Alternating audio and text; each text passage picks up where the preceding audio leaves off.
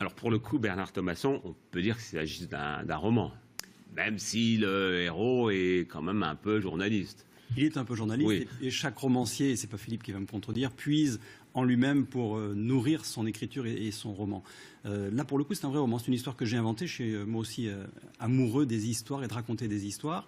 Mais c'est aussi un roman qui m'implique quelque part, puisque ça parle d'amitié et que j'ai un rapport à l'amitié qui m'a interrogé. Et j'ai voulu essayer de trouver quelques réponses à ces interrogations et de les livrer au lecteur pour là aussi, alors sans avoir la volonté d'être universel, mais que chacun puisse réfléchir et se dire tiens oui pourquoi pas. Alors je précise que vous êtes vous journaliste, donc journaliste à France Info, que vous avez visiblement écrit ce livre entre Miami et Paris. Il se passe en grande partie à Miami, donc on sent que vous avez été nourri par ce que vous avez vécu, et que le présentateur, il n'est pas présentateur de radio mais de télévision, mais enfin il pourrait pas être trop éloigné de vous. C'est vrai, et j'ai puisé là aussi dans ce que je connais bien, dans ce que j'ai vécu. Puis ça me permet aussi de dire certaines choses sur la manière dont l'information, dont les médias aujourd'hui en France évoluent, avec une espèce de vacarme permanent et presque assourdissant face auquel je trouve qu'on n'a pas toujours les réponses qu'on cherche. Et là encore, je me pose des questions. Voilà, alors je dis ça, que je travaille sur une chaîne d'infos. D'information continue. Oui. Ici aussi, on est sur une chaîne d'information continue, mais ça fait très longtemps que je me pose la question de répéter en boucle toutes les 7 minutes des titres, etc.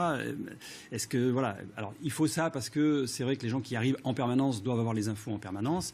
Mais en même temps, il faut aussi chercher autre chose. Vous arrivez à bien vivre cette diccomanie dans votre vie? Il y a le journalisme le jour et la nuit, bien sûr, le romancier peut-être? Heureusement, et je suis venu à l'écriture un peu pour me distancier de ce métier qui lui-même m'a distancié de mes émotions pendant très longtemps. Quand vous travaillez sur une chaîne comme France Info, où je suis depuis très longtemps, et que vous racontez les malheurs du monde, la misère, enfin on le voit bien aujourd'hui encore, c'est toujours plus dramatique quelque part, et on peut le dire comme ça malheureusement. J'ai eu l'impression de me neutraliser complètement parce qu'évidemment on ne peut pas pleurer à chaque fois qu'on annonce des morts à l'autre bout du monde, et donc à un moment j'ai eu envie de me reconnecter à mes émotions et l'écriture me permet cela. Alors revenons justement au livre. Qui sont ces fameux fantômes du 3e étage? Ce sont des fantômes que nous avons tous un peu quelque part. Là dans le livre je les ai canalisé dans un étage. Bon, c'est une histoire d'un présentateur télé qui est un peu comme vous, Patrick, avec un carnet d'adresses très rempli, qui connaît tout le monde, qui a des invités prestigieux et qui se retrouve du jour au lendemain, après avoir perdu sa femme, seul dans la vie, parce qu'il se rend compte qu'il n'a jamais construit lui-même de relations sincères, réciproques, au long cours. Il n'a jamais construit véritablement d'amitié.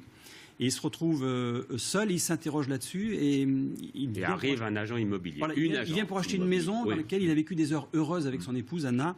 Et il se dit, peut-être je serai plus heureux dans cette maison où j'ai vécu de très bons moments avec Anna. Et l'agent immobilier qui vient est une jeune femme de 22, 23 ans. Et au lieu que la visite dure, comme traditionnellement pour une visite immobilière, une demi-heure, toute la journée. Là, ça dure toute la journée.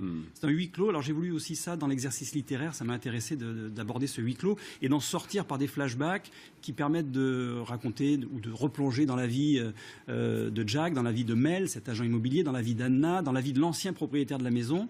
Et les fantômes du 3e étage, ce sont à la fois les fantômes de Jack, qui sont ses amis qu'il n'a jamais eu, qu'il a perdu, et on découvre au fil de l'histoire et à la fin de l'histoire pourquoi, parce que c'est lié, et ça rejoint un peu Philippe aussi, à l'enfance, à l'adolescence. Il y a des choses qui se sont passées dans sa vie qui l'ont empêché, lui, de construire des amitiés.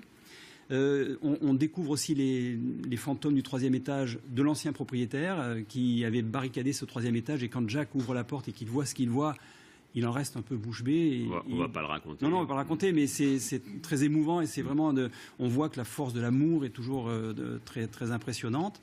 Et puis voilà, c'est les fantômes que chacun de nous, de chacun des lecteurs peut aller puiser ou chercher au fond de son intimité la plus intense, la plus profonde.